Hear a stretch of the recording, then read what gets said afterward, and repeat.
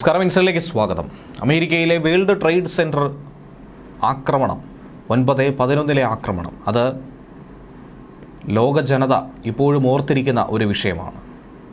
അത് പടുകൂറ്റൻ വിമാനങ്ങൾ ഇടിച്ചു കയറിയത്, ബഹുനില കെട്ടിടങ്ങൾ നിമിഷ നേരം കൊണ്ട് നിലംപതിച്ചത്, നിലംപൊത്തിയത് ഒക്കെ തന്നെ ഏവർക്കും അറിയാവുന്നതാണ്. സമാനമായ ഒരു ആക്രമണം വീണ്ടും സംഭവിച്ചിരിക്കുന്നു. അമേരിക്കയിലല്ല, റഷ്യയിൽ. പടുകൂറ്റം ആക്രമണകാരികളായ ഡ്രോണുകൾ ഇടിച്ചു കയറി വിമാന സർവീസുകളെ അടക്കം താറുമാറാക്കി ഒരു ഡ്രോൺ ആക്രമണമാണ് റഷ്യയിലെ കസാനിൽ സംഭവിച്ചിരിക്കുന്നത്. അമേരിക്കൻ പ്രസിഡന്റ് ഡൊണാൾഡ് ട്രംപുമായി 4 വർഷക്കാലത്തിന് ശേഷം ഒരു ചർച്ചയിലേക്ക് കടക്കാൻ പുടിൻ തയ്യാറെടുക്കുന്ന ഈ നിമിഷത്തിൽ തന്നെയാണ് ഇങ്ങനെ ഒരു നീക്കം കൂടി നടന്നിരിക്കുന്നത് എന്നുള്ളതാണ് ഇതിൻ്റെ വ്യാപ്തി വർദ്ധിപ്പിക്കുന്നത്. ഉയരം കൂടിയ കെട്ടിടങ്ങളെ ഒക്കെ തന്നെ ലക്ഷ്യമാക്കി 8-ലധികം ഡ്രോണുകൾ പറന്നെടുത്തുവെന്നാണ് റഷ്യ നിലവിൽ വ്യക്തമാക്കുന്നത്. 9/11 ഭീകരാക്രമണത്തിന് സമാനമായി തന്നെയാണ് കസാനിലെ ബഹുനില കെട്ടിടങ്ങളിലേക്ക് ഉക്രൈനിയൻ ഡ്രോണുകൾ ഇടിച്ചു കയറിയെന്ന് റഷ്യ ആരോപിക്കുന്നത്. ഇതിൻ്റെ വീഡിയോ ദൃശ്യങ്ങൾ ഇതിനോടകം തന്നെ പുറത്തു വന്നിട്ടുണ്ട്. ഒട്ടനവധി കെട്ടിടങ്ങൾക്ക് നേരെ ഇങ്ങനെ ആക്രമണമുണ്ടായി, കെട്ടിടങ്ങൾ നിലംപതിച്ചുവെന്നും മനസ്സിലാക്കാൻ കഴിയുന്നു. 6ഓളം ഡ്രോണുകൾ ജനങ്ങൾ താമസിക്കുന്ന ജനവാസ മേഖലയിലെ കെട്ടിടങ്ങളിലേക്ക് തന്നെയാണ് പതിച്ചത്. ഒരു ഡ്രോൺ വ്യാവസായിക മേഖലയിലും പതിച്ചിട്ടുണ്ട്. മറ്റൊരു ഡ്രോണിനെ വെടിവെച്ചിടാൻ സാധിച്ചുവെന്നാണ് കസാനിലെ ഗവർണർ വ്യക്തമാക്കുന്നത്. തീയും പുകയും കെട്ടിടങ്ങളിൽ നിന്നും ഉയരുന്ന വീഡിയോ ദൃശ്യങ്ങൾ തന്നെയാണ് അന്താരാഷ്ട്ര മാധ്യമങ്ങൾ ഇപ്പോൾ പങ്കുവയ്ക്കുന്നത്. ഈ ആക്രമണത്തിന് പിന്നിൽ ഉക്രൈൻ തന്നെയാണെന്നുള്ള ആരോപണവുമായി റഷ്യയും രംഗത്ത് വരികയാണ്. ആക്രമിക്കപ്പെട്ട കെട്ടിടങ്ങളിൽ നിന്നും ആളുകളെ കസാൻ അധികൃതർ വളരെ വേഗത്തിൽ ഒഴിപ്പിച്ചുകൊണ്ടിരിക്കുകയാണ്. കസാൻ വിമാനത്താവളങ്ങളിലും ഇങ്ങനെ ഒരു ഭീകരാക്രമണ ഭീഷണി നിലനിൽക്കുന്നത് കൊണ്ട് താൽക്കാലികമായി അവയെ അടച്ചിട്ടിരിക്കുന്നു. മോസ്കോയിൽ നിന്നും 800 കിലോമീറ്റർ അകലെയാണ് കസാൻ എന്ന് പറയുന്നത്. കസാൻ വിമാനത്താവളത്തിൽ നിന്നുള്ള സർവീസുകളൊന്നും തന്നെ തൽക്കാലത്തേക്ക് പറന്നുയരണ്ട, ഒരു വിമാനവും പറന്നെടുക്കണ്ട എന്നുള്ള നിർദ്ദേശം നൽകി കഴിഞ്ഞിട്ടുണ്ട്. കഴിഞ്ഞ ദിവസമായിരുന്നു റഷ്യ 113ഓളം ഡ്രോണുകൾ ഉക്രൈനിലേക്ക് അയച്ചുവെന്ന ആരോപണവുമായി ഉക്രൈൻ രംഗത്ത് വന്നത്. വെള്ളിയാഴ്ച ദിവസം റഷ്യ കീവിൽ ഡ്രോൺ ആക്രമണം നടത്തിയിരുന്നു. റഷ്യൻ ആക്രമണത്തിന് ഉക്രൈനിലെ 6ഓളം എംബസി കെട്ടിടങ്ങളാണ് തകർന്നത്. Argentina, Armenia, North Macedonia, Palestine, Portuguese, Montenegro എന്നീ രാജ്യങ്ങളുടെ എംബസികൾക്കാണ് റഷ്യൻ ആക്രമണത്തിൽ സാരമായ കേടുപാടുകൾ സംഭവിച്ചത്. ഈ ആക്രമണത്തിൽ ഒരാൾ കൊല്ലപ്പെടുകയും 12 പേർക്ക് പരിക്ക് സംഭവിക്കുകയും ചെയ്തു. പരിക്കേറ്റവരെ ഉടനടി തന്നെ ആശുപത്രിയിൽ എത്തിച്ച് വേണ്ട വിധത്തിലുള്ള ചികിത്സ നൽകിയെന്നാണ് കീവ് സിറ്റി മിലിറ്ററി അഡ്മിനിസ്ട്രേഷൻ പറയുന്നത്.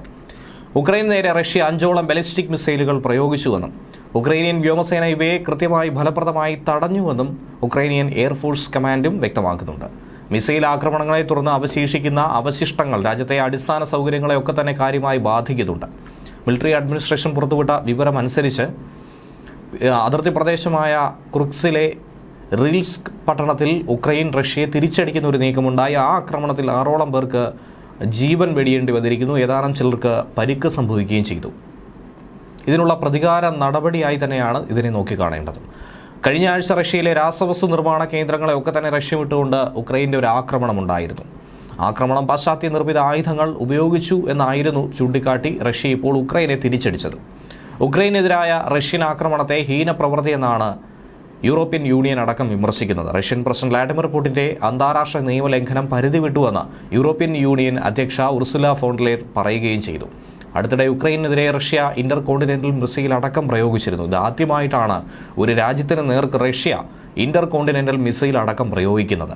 5800 കിലോമീറ്റർ ദൂരത്തിൽ സഞ്ചരിക്കാൻ ശേഷിയുള്ള ഈ മിസൈൽ പതിച്ചത് ഉക്രൈനിലെ തന്നെ നിപ്രോയിലെ പ്രധാനപ്പെട്ട കെട്ടിടങ്ങൾക്ക് തന്നെയാണ്.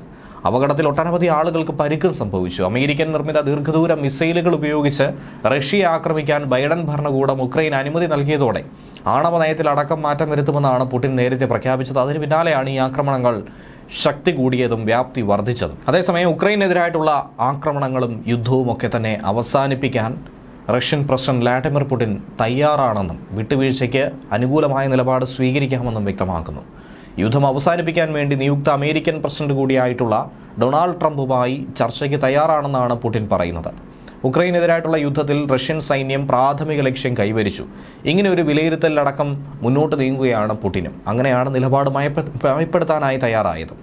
റഷ്യക്കാരുമായിട്ടുള്ള വാർഷിക ചോദ്യോത്തര വേളയിൽ സ്റ്റേറ്റ് ടിവിയിൽ ഉയർന്ന ചോദ്യങ്ങൾക്കുള്ള മറുപടിയിലാണ് പുടിൻ തന്റെ നിലപാടെന്തെന്നുള്ളത് തുറന്നു പറഞ്ഞത്. ട്രംപുമായി ചർച്ചയ്ക്ക് റഷ്യ തയ്യാറാണെന്നും 4 വർഷത്തോളമായി ട്രംപുമായി സംസാരിച്ചു എന്നാണ് പുടിൻ വ്യക്തമാക്കുന്നത്. ട്രംപ് വീണ്ടും പ്രസിഡന്റ് ആകുന്നതോടെ ചർച്ചകൾ നടക്കുമെന്ന പ്രതീക്ഷ നിലവിൽ പുടിനുമുണ്ട്. ന്യൂസ്.